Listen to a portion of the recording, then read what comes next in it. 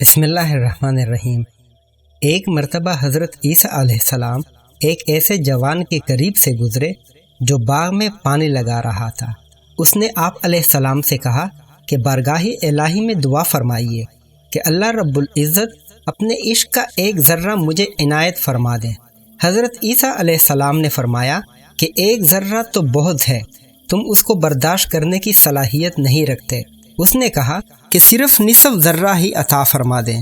اس پر حضرت عیسیٰ علیہ السلام نے پروردگار عالم سے دعا مانگی، یا اللہ اسے اپنے عشق کا نصف ذرہ رحمت عطا فرما دے۔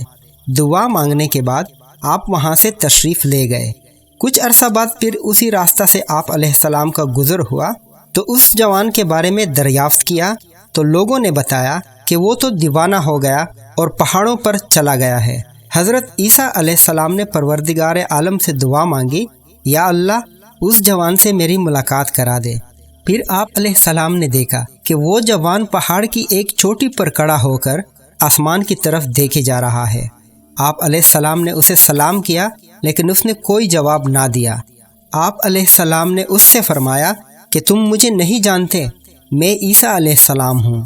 اللہ تعالیٰ کی طرف سے حضرت عیسیٰ علیہ السلام پر وحی نازل ہوئی کہ اے عیسیٰ، جس کے دل میں میری محبت کا ذرہ بھی موجود ہو وہ کس طرح انسانوں کی بات سن سکتا ہے؟